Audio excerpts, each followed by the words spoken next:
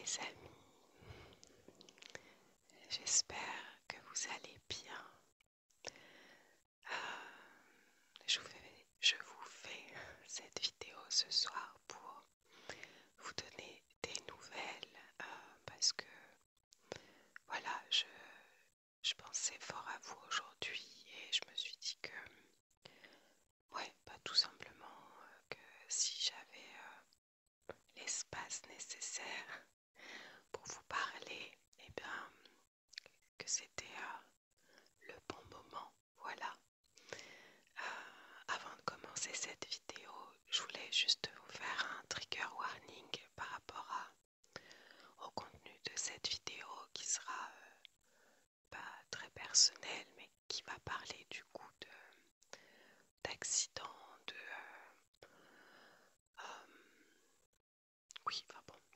tout ce type de sujet. Donc si vous pensez que vous êtes un peu trop sensible actuellement ou juste que c'est pas le type de contenu que vous souhaitez écouter, voilà, sachez, de toute façon vous avez dû le voir dans le titre, mais sachez que je vais aborder ce sujet puisque je vous ai partagé il y a quelques jours, oui, peut-être 10 jours, je sais plus, un post pour vous prévenir que Cyril avait eu un accident de moto et j'ai eu énormément de messages, donc merci du fond du cœur.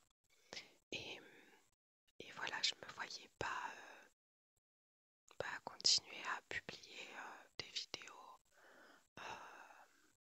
J'en ai une encore que j'avais préenregistrée, mais je me voyais pas la publier sans rien dire ou même je me voyais pas réécrire un post. Je voulais vraiment parler, chuchoter avec vous. Et c'est pas du tout une obligation que je me mets ou une pression. C'est juste que cette chaîne YouTube fait partie de ma vie depuis les 10 dernières années et j'y partage finalement tout ce que je vis et mes réflexions. C'est aussi pour ça que je voulais vous partager un peu ce moment, vous partager certains faits et aussi mes réflexions personnelles. Et donc voilà pourquoi je suis avec vous ce soir. Et déjà je voulais vous dire que ça va. C'était surtout pour répondre à toutes les questions que j'ai reçues par la suite, sur tous les jours qui ont un peu enchaîné. J'ai reçu beaucoup de messages privés, etc. Et c'est vrai que je ne pouvais pas répondre à tout le monde. Et puis même moi, j'avais besoin de savoir où est-ce qu'on allait, tout simplement. Donc, si je vous fais cette vidéo, c'est qu'aujourd'hui, je sais que ça va mieux. Et comme c'est une plutôt très bonne nouvelle, je me sens plus apte à vous partager ces quelques moments.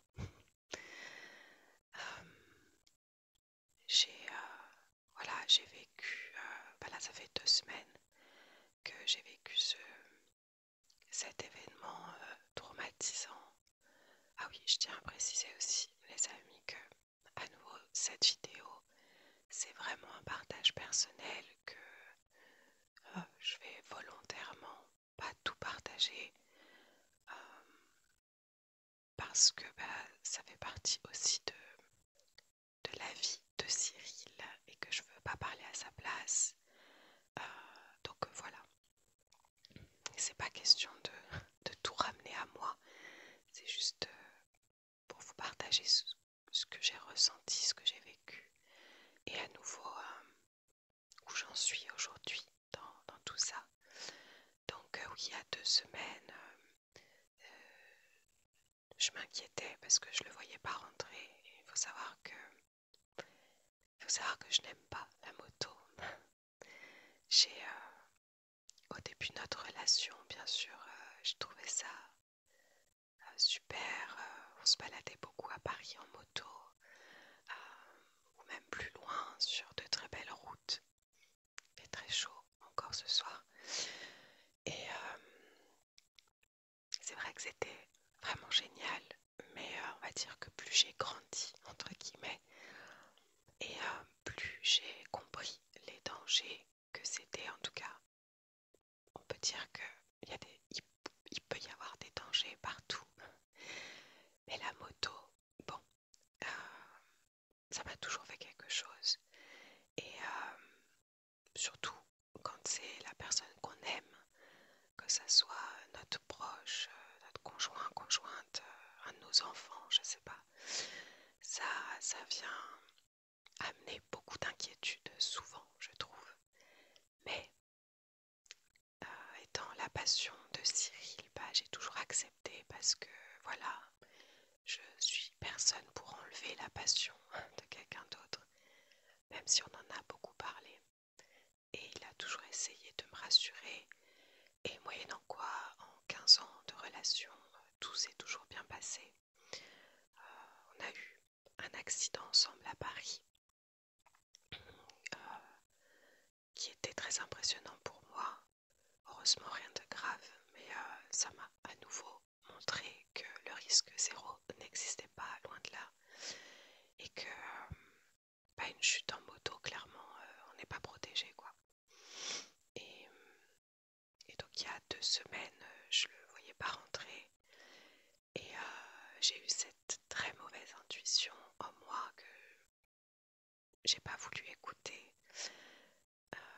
Donc j'ai essayé de le joindre, de lui envoyer des messages, de joindre d'autres personnes et peut-être au bout d'une bonne demi-heure, voire même 1 heure je crois, j'ai décidé d'appeler la gendarmerie parce que voilà, je me suis dit s'il y a eu un accident là dans le coin, bah ils sont censés être au courant. Mais en même temps, je me disais que personne m'avait appelé, que du coup, non, c'était juste mon angoisse de la moto qui revenait.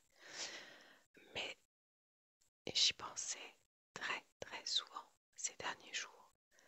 Et, et vraiment, il y a eu ce truc.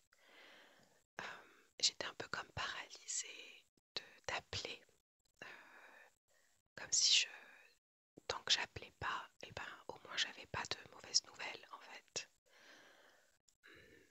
Je sais pas si vous le savez, mais j'ai perdu donc la personne qui partageait ma vie.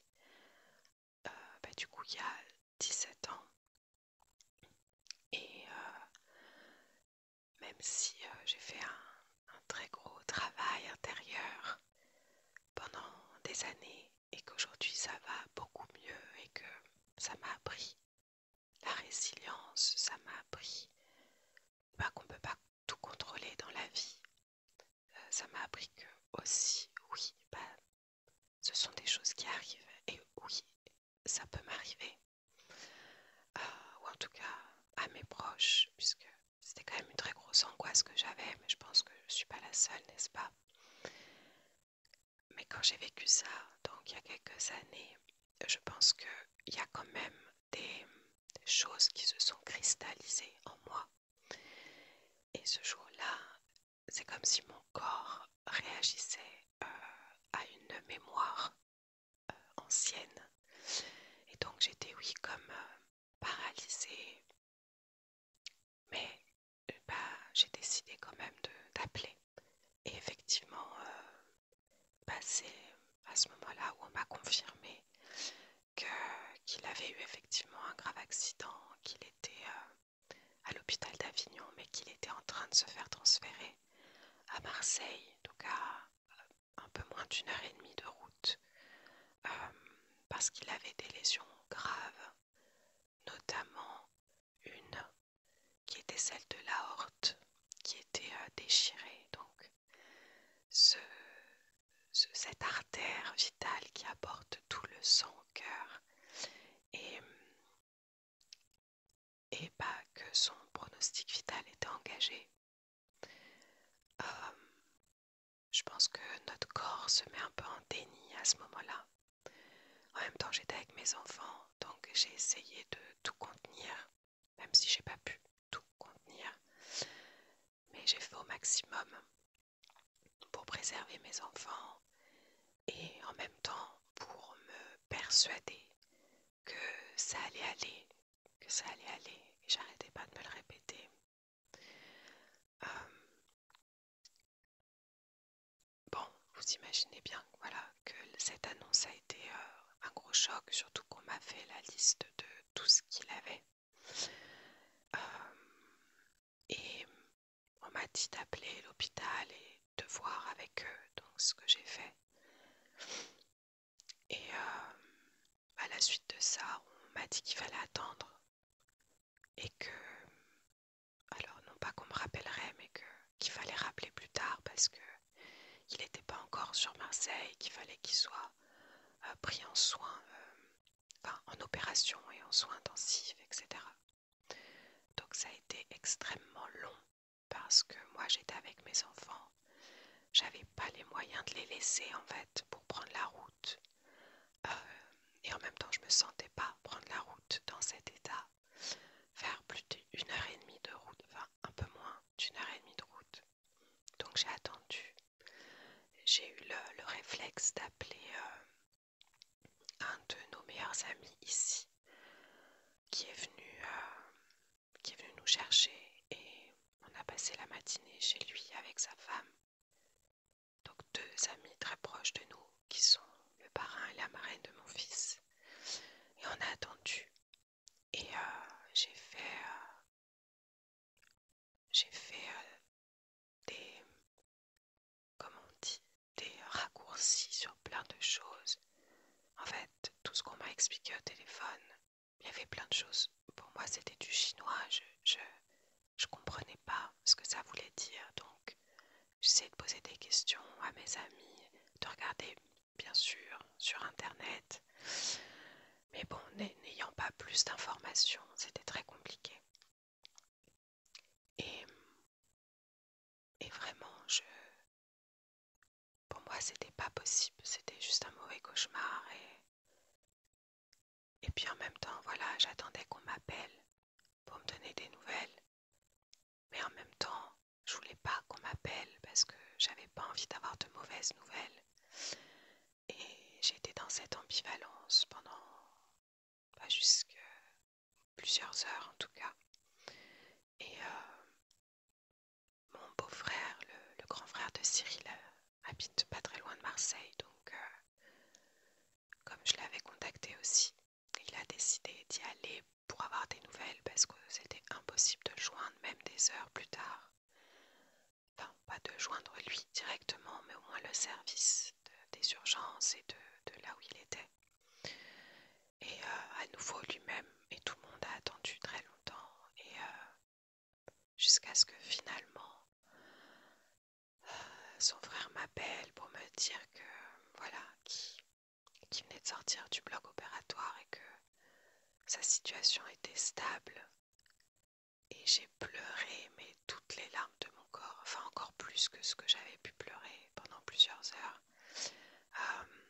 J'ai vraiment cru le perdre. Je voyais mes enfants jouer et puis je me disais mais c'est pas possible. Ça peut pas arriver.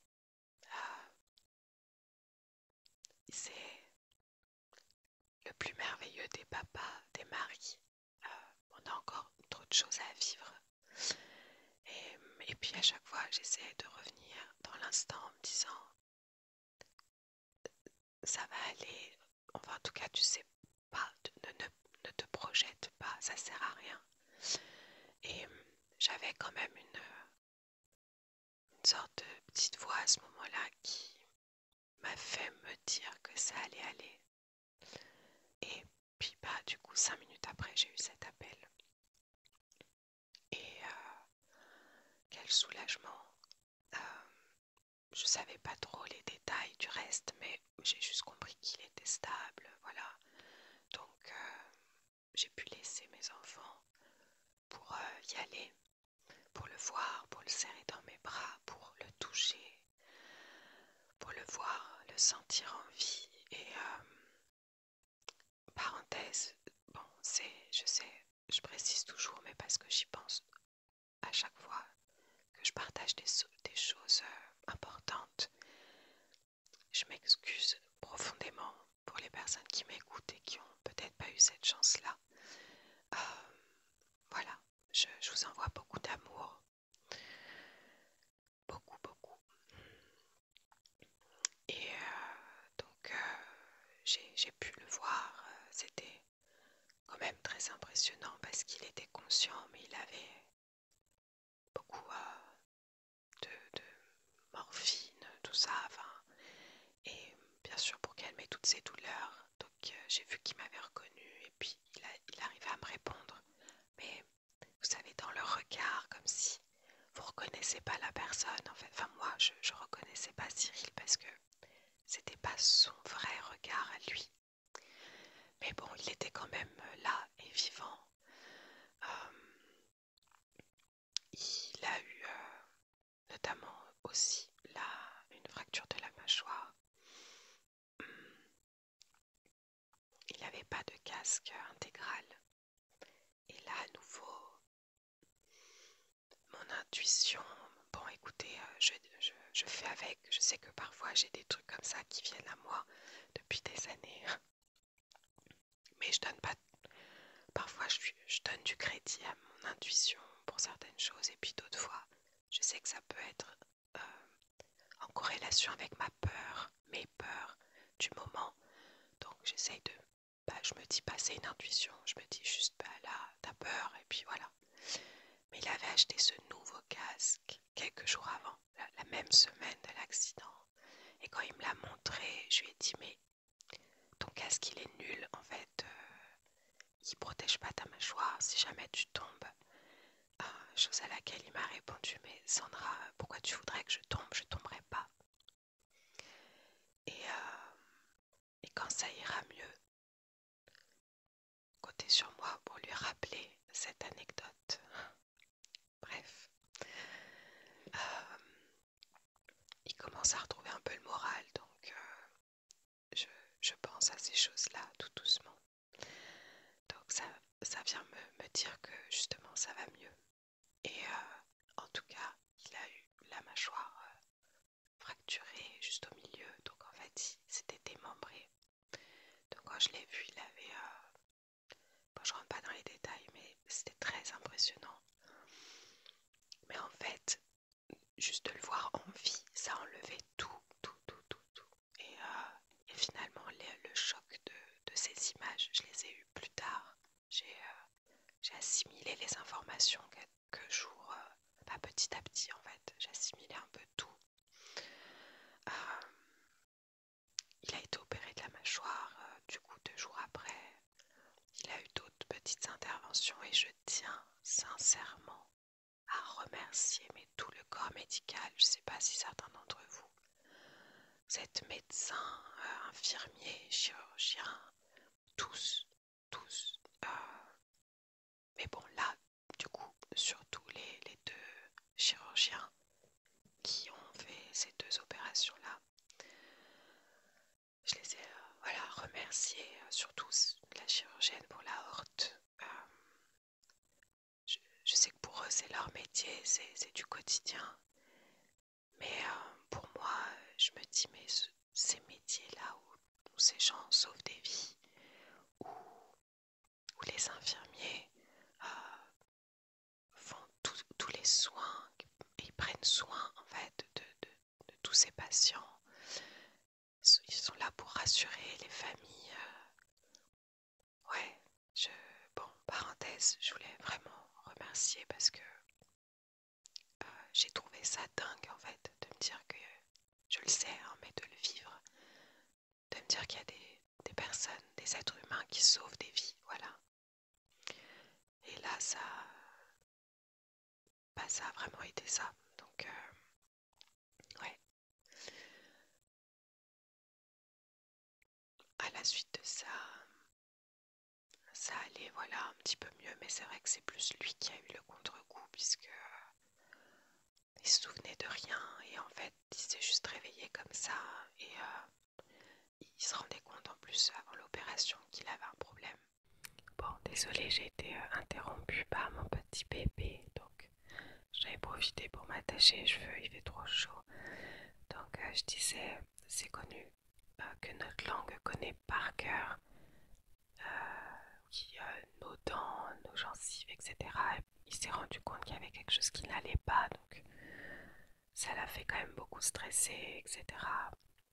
Euh, oui, ce que je voulais dire, c'est que voilà, il a eu le contre-coup petit à petit en fait, enfin la prise de conscience plutôt petit à petit, mais j'étais contente que justement qu'on soit à côté de lui pour lui expliquer, pour tout ça.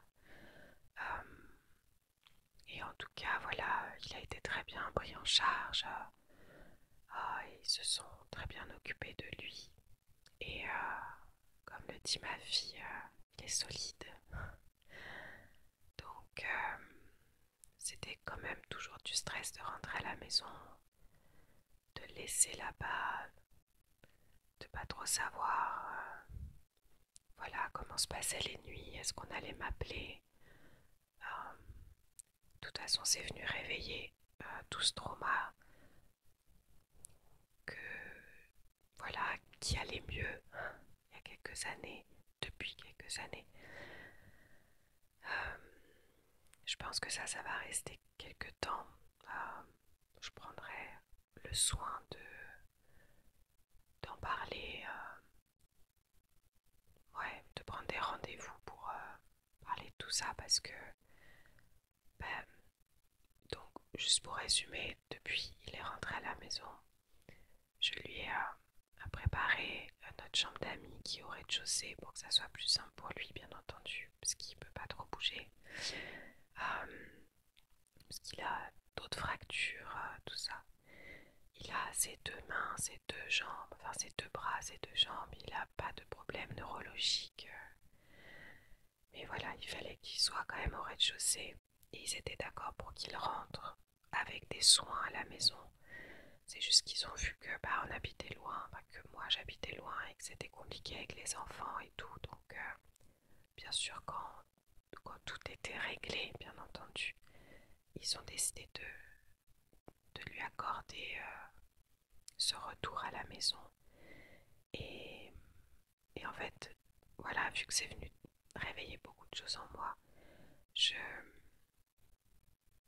j'ai pris l'habitude de me réveiller 10 fois par nuit pour aller voir, aller vérifier que tout va bien pour lui, mais finalement aussi pour mes enfants.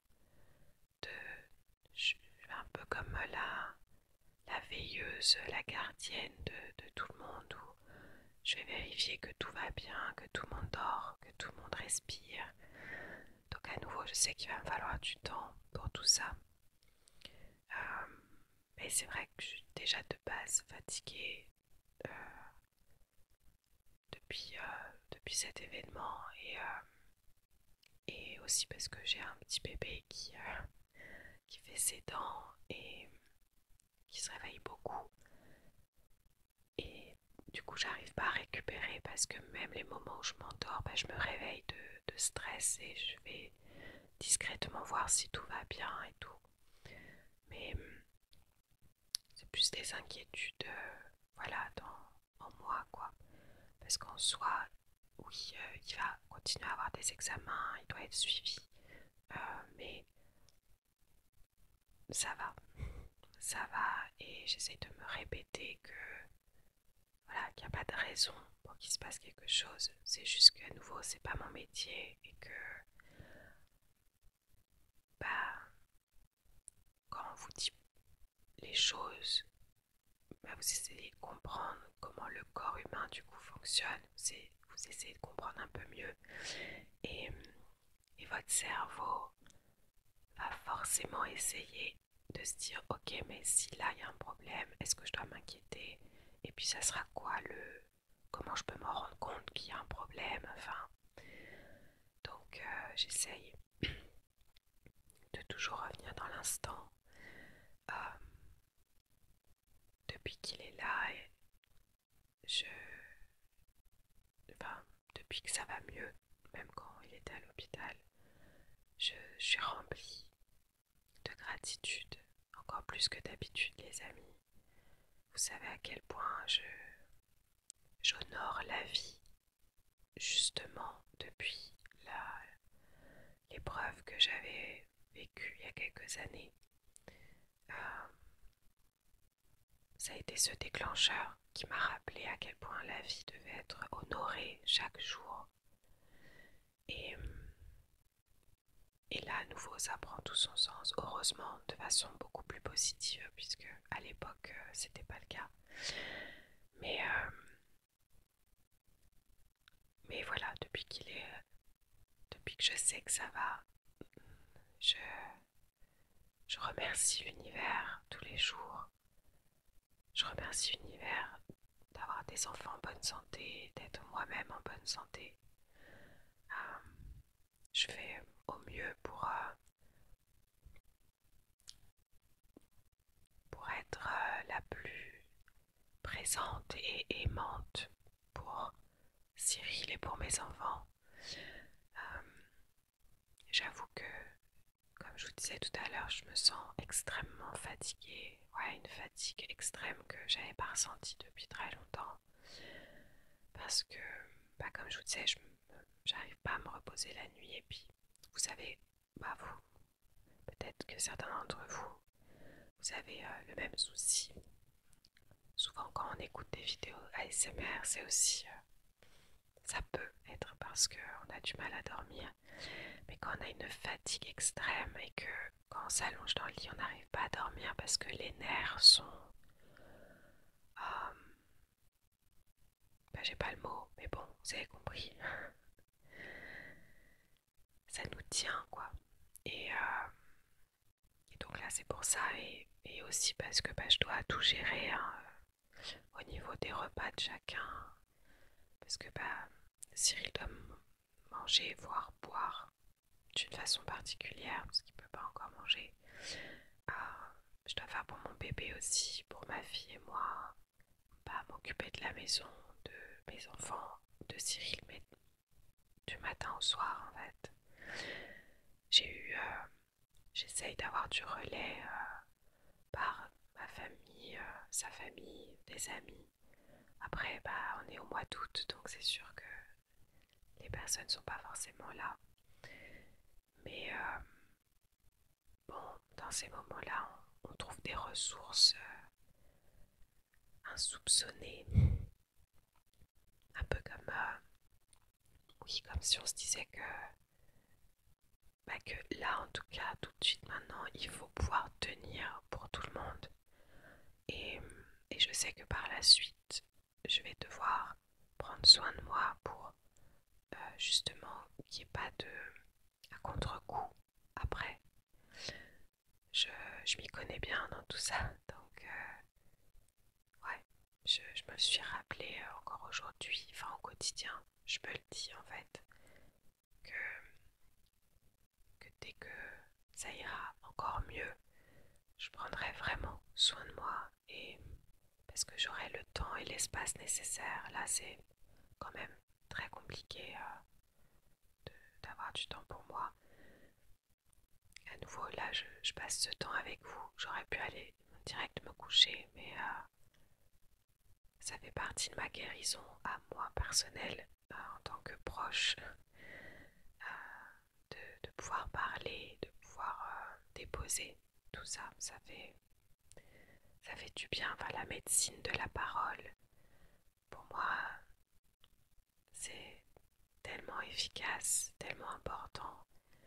Parce que ça vient mettre dans la matière ce qui se passe à l'intérieur, justement, pour pas que ça reste.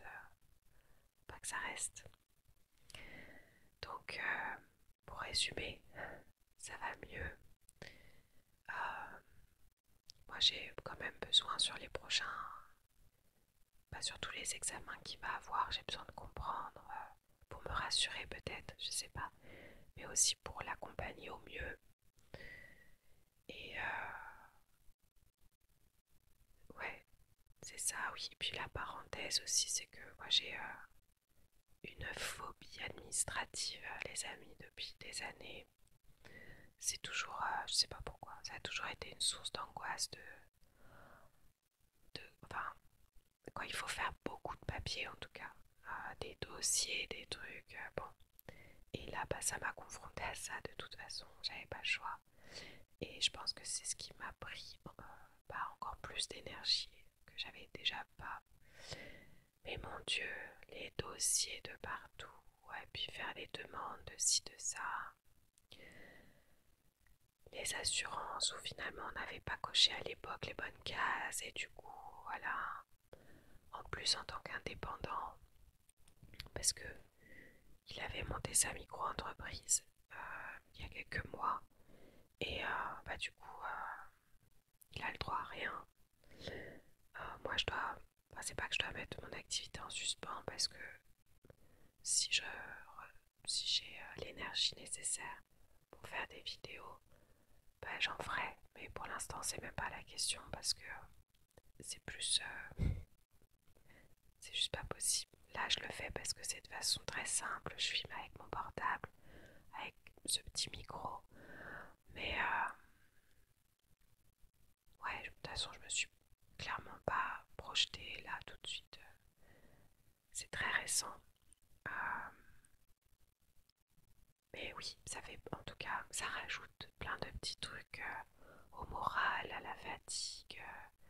Donc bon, à nouveau j'essaye de rester forte pour Cyril parce que c'est c'est pas évident ce qu'il traverse. Et je pense que c'est très important d'avoir notre conjointe, un proche qui est là pour nous soutenir et pour, ouais, pour nous amener cet amour et cette bienveillance. Donc, c'est ce que je fais, bien entendu, avec. Enfin, c'est de façon très naturelle, bien entendu. Mais ça demande de l'énergie quand même de, de se dire faut tenir et tout. Je craque, bien entendu, quand j'ai besoin de craquer. Et je parle beaucoup, voilà, à ma meilleure amie, aux amis qu'on a ici aussi. Et mais à nouveau, ça va. Je me répète aussi ça, c'est que je pense que vous êtes comme moi, vous savez très bien à quel point n'importe quel type d'accident, ça peut être catastrophique. Et il a une très grosse étoile au-dessus de lui. Et à nouveau, j'ai beaucoup de gratitude, vraiment, de voir que ça va, que là, il va juste falloir quelques semaines. Je pense déjà qu'à la fin du mois d'août, on verra une belle évolution. Et, voilà. Et d'ailleurs, j'avais à la base, la veille de l'accident, j'étais allée acheter là, ces petites bougies pour...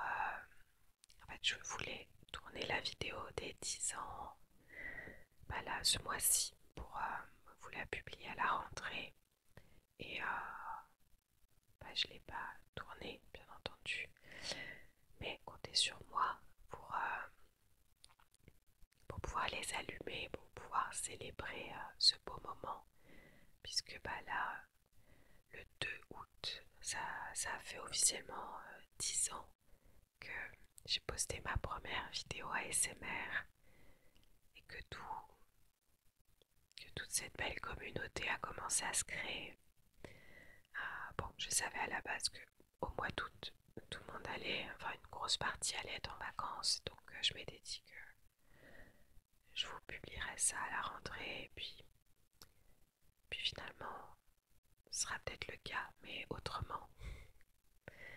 Et en tout cas, merci pour votre soutien d'un peu partout, que ce soit sur YouTube ou Instagram. J'aurais pu garder tout ça pour moi et juste continuer à publier des vidéos, des stories, faire genre l'air de rien. Enfin bon, clairement, c'est pas possible. Et Et surtout, je pense que si je vous ai partagé ce post, c'était parce que je pense qu'au fond de moi, j'avais besoin de soutien et ça m'a fait beaucoup de bien. Ça a été le cas. J'ai eu ce soutien-là par vos mots, par tout ce que j'ai pu lire. Je me souviens que le soir, quand j'allais me coucher, je lisais les commentaires qu'il y avait et ça m'a beaucoup apaisé, ça m'a nourri de beaucoup d'amour. Donc, merci infiniment. Euh, voilà, les amis, je pense que j'avais envie de vous dire d'autres choses, mais comme d'habitude, j'oublie. C'est pas grave, c'est que le plus important a été dit. Et, euh, et puis, désolée si jamais mes phrases n'étaient pas très claires. Je pense qu'il est temps pour moi d'aller me reposer si j'y arrive. Si mon corps veut bien lâcher un petit peu. Et si bébé veut bien dormir aussi. Mais lui c'est pareil, c'est pas de sa faute, il a pas mal de douleurs pour les dents et tout. Et, ma grande, ma fille, va bien. Elle a été très triste de voir qu'il avait autant mal. Mais elle est, elle est très... Enfin, elle comprend tout, quoi. Donc, je lui ai expliqué beaucoup de choses et puis elle fait toujours des câlins. Elle lui dit que qu'on est là, que c'est le plus important, que lui est là, que c'est le plus important, que ouais, j'avais peur en fait, bizarrement qu'elle soit alors bien sûr triste pour son papa, mais aussi triste parce qu'on a dû annuler toutes les vacances qu'on avait programmées pour le mois d'août. On devait partir une semaine avec des amis et puis ses grandes cousines. On devait partir 2 jours après l'accident, normalement. Et on devait partir ensuite quelques jours voir mes parents et ma soeur et des amis en Italie. Et en fait, elle n'avait pas. Enfin, pour elle, c'était évident qu'on reste. Pas qu'on soit avec lui. De toute façon, c'était pas possible autrement. Mais voilà. Parfois, en tant que parent, on cogite beaucoup sur la réaction de nos enfants, sur comment on va pouvoir leur dire les choses. Mais en fait, ils comprennent tellement, ils comprennent tellement. Et, et voilà. Donc, écoutez, moi, sur les prochains jours, je vais continuer de prendre soin de ma famille. À nouveau, je m'oublie pas et je le ferai dès que je peux pour moi aussi. Et puis petit à petit, peut-être que je trouverai comme ça des petits sas d'opportunités pour mes projets. Voilà, j'avais beaucoup de choses en route et puis tout s'est arrêté, mais c'est rien comparé à l'apaisement et au soulagement que j'ai aujourd'hui. Donc voilà, je vous embrasse fort les amis, je vous dis à très bientôt et surtout, prenez bien soin de vous. Je vous embrasse. Bisous.